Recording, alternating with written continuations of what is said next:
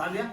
चलिए अब next continue करते हैं कि मेटाफेज कंप्लीट हो चुकी है। मेटाफेज के अंदर सबसे इंपॉर्टेंट पॉइंट बता दिए थे कि अपन मॉर्फोलॉजी की स्टडी कर सकते हैं, क्लियरली विजिबल है, थिकेस्ट है और शॉर्टेस्ट क्रोमोसोम का फॉर्मेशन हो चुका है। अभी भी क्रोमोसोम के अंदर अगर यहाँ मेटाफेज के अंदर तुमको बोलो अगर इस सेल को देखते हुए मैं बोलना चाहूं तो यहाँ क्रोमोसोम के नंबर कितने हैं बोलो, अभी कितने दिख रहे हैं बेटा 2।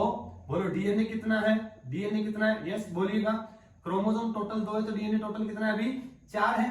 बोले तो एक क्रोमोसोम के अंदर अभी 2 डीएनए है क्योंकि अभी भी ये अटैच्ड है। जब तक पूरा कंप्लीट अलग नहीं होगा तब तक एक ही क्रोमोसोम कहलाएगा।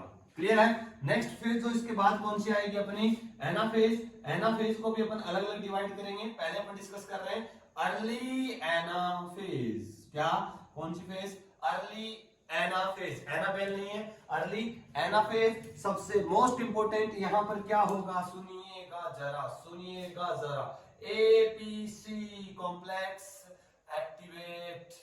क्या हुआ ध्यान से, कौन सा है ये anaphase promoting complex, anaphase promoting complex activate होगा। और बोले तो एनाफेज प्रमोटिंग कॉम्प्लेक्स का फंक्शन क्या है, स्प्लिटिंग ऑफ, बोलो स्प्लिटिंग ऑफ सेंट्रोमियर। क्या करेगा ये सेंट्रोमियर को स्प्लिट करेगा। कैसे, जो मेटाफेज थी उसके बाद एनाफेज आएगी और वो एनाफेज प्रमोटिंग कॉम्प्लेक्स यहां से क्या करेगा इन स्पिंडल फाइबर अपने क्रोमोसोम के सेंट्रोमियर को स्प्लिट कर देगा। जैसे सुनिएगा क्योंकि मेटाफेज के अंदर हमें पता है कंप्लीट कंडेंसेशन हो चुका था क्रोमोसोम का।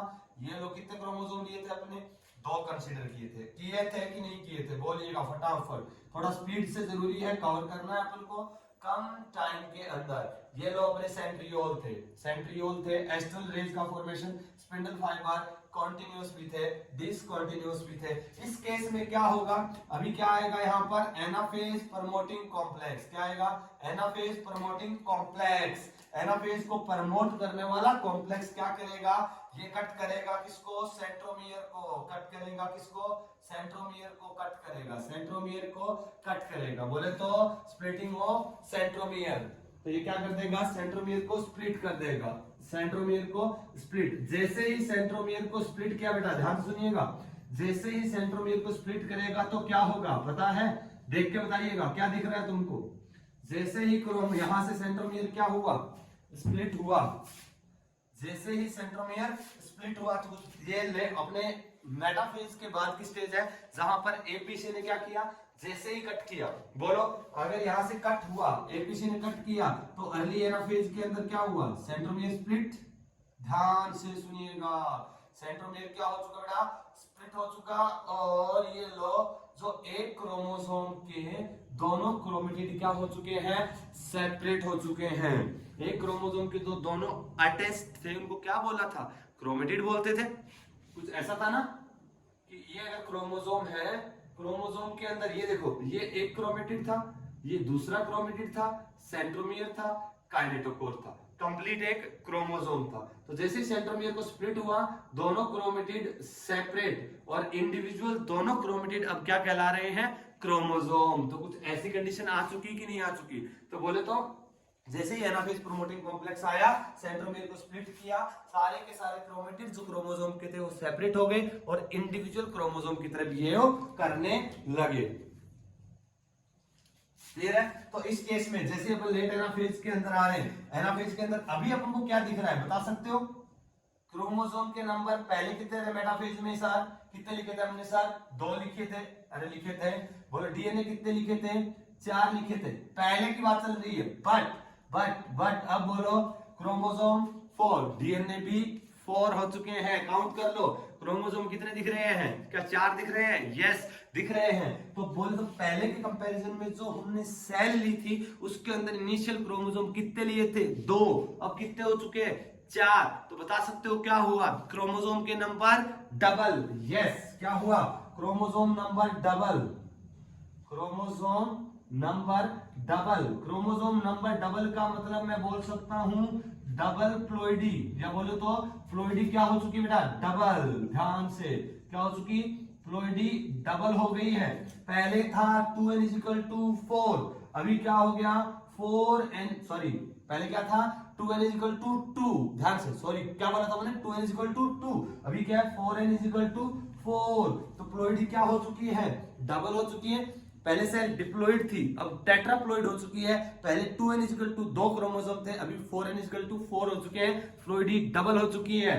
अब अगर इमेजिन करो यही सेल ह्यूमन की डिप्लॉइड सेल होती, 4n is equal to, sorry 2n is equal to 46 होता, तो बोलो एनाफेज के अंदर क्या होगा।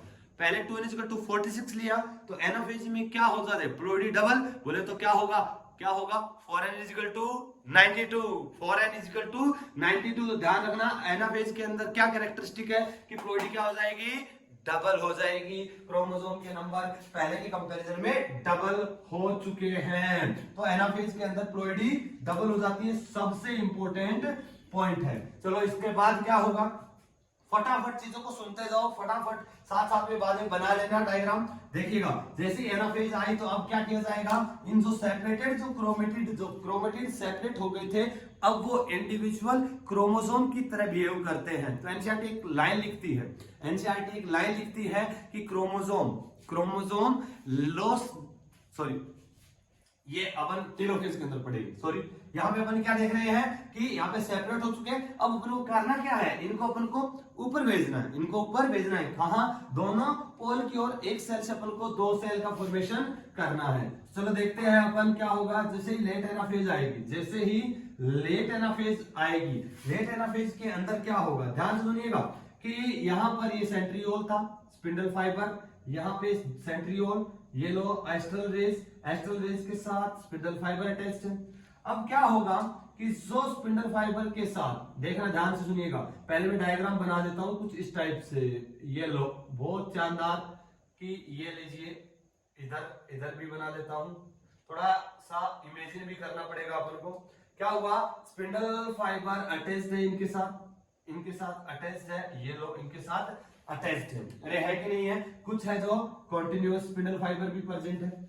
अब हुआ क्या, जैसे ही ये सेपरेट हुए तो क्या होगा, ये इनको ऊपर भेजने हैं, इनको नीचे भेजने हैं, तो क्या करना पड़ेगा बताइएगा मेरे को, इस स्पिंडल फाइबर का साइज बढ़ाना पड़ेगा, कम करना पड़ेगा। तो बोले तो ऊपर की ओर ऐसा लगेगा, खींचना पड़ेगा, इसको नीचे की ओर खींचना पड़ेगा, अरे पड़ेगा कि नहीं पड़ेगा, इनको ऊपर खींचना पड़ेगा, इनको नीचे खींचना पड़ेगा। तो एनसीईआरटी लाइन क्या लिखती है, जो पहले बोल रहा था वो क्या था, due to shortening of spindle fibre, due to shortening of spindle fibre, धीरे धीरे स्पिंडल फाइबर के जो माइक्रोट्यूब्यूल्स है उनको यहां से हटाया जाएगा, तो वो क्या होते जाएंगे, शॉर्ट होते जाएंगे, इस प्रकार ऊपर की ओर जाएंगे।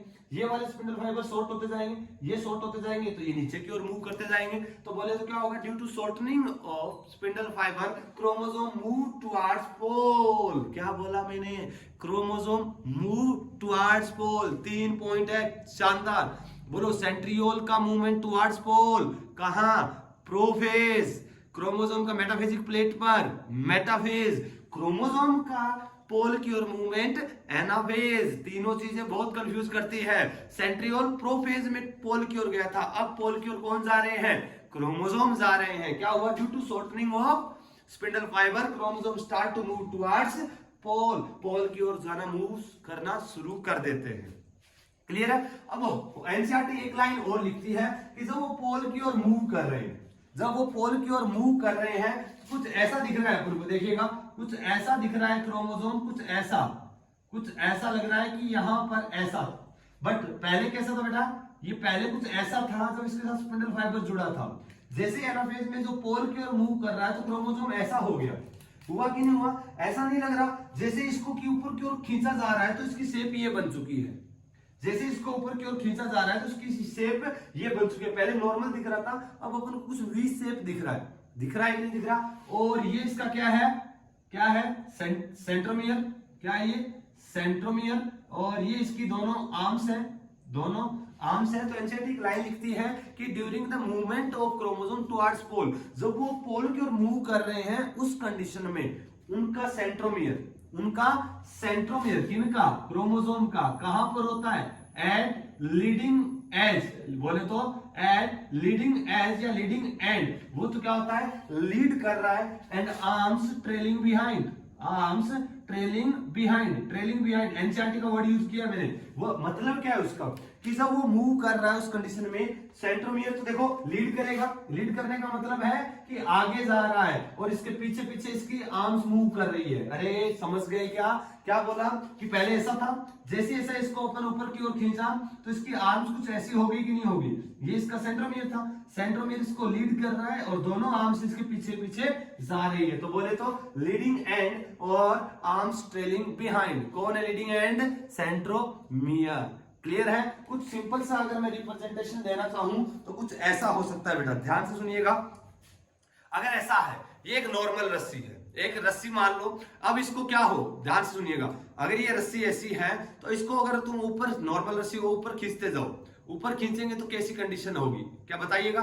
पहले ऐसी है, नॉर्मल है, बट इसको जस्ट बीच से बांध के अगर खींचेंगे तो क्या बोलो, इसके जैसे यहां से अपन खींचना चाहेंगे तो कुछ इस शेप में बन जाएगी कि नहीं बन जाएगी? अरे बन जाएगी ना। तो कुछ ऐसा ही यहाँ पे हुआ। पहले एक सिंपल इमेजिन करो, ये रस्सी है, इसको बीच में से धीरे से पकड़ो, तुम ऊपर की ओर ले जाओ, क्या ये ऐसे बनेगी कि नहीं बनेगी? बनेगी ना। अगर ये इसका सेंट्रोमियर है, ये दोनों इसके आर्म है, तो सेंट्रोमियर लीडिंग एंड पर है और आर्म्स पीछे पीछे ट्रेलिंग बिहाइंड पीछे पीछे मूव कर रही है। और कहां आ जाएंगे? क्रोमोसोम दोनों पोल्स पर आ जाएंगे। क्लियर है ना? तो यहां पर देखिएगा, इस पोल की अगर मैं बात करूं, किसकी बात कर रहा हूं? इस पोल की अगर मैं बात करूं तो बोलिएगा, इस पोल की अगर मैं बात करूं तो क्रोमोसोम कितने बेटा? इस पोल की, एक पोल की 2, डीएनए कितना है? यस 2, इधर भी कितना है? डीएनए 2, क्रोमोसोम कितने हैं? 2। अरे है कि नहीं है? ये मैंने पोल किया है, इस पोल पे इतने, इस पोल पे भी इतने, और टोटल अगर एनाफेज स्टेज में बोले तो क्रोमोसोम 4, डीएनए भी 4। क्लियर है? बोले तो प्लोइडी डबल हो चुकी है, कौन सी स्टेज के अंदर? एनाफेज के अंदर। अब वो पोल पर पहुंच चुके हैं, अब 2 सेल अपन को बनानी है। क्लियर है? डन? उतार लीजिए फटाफट।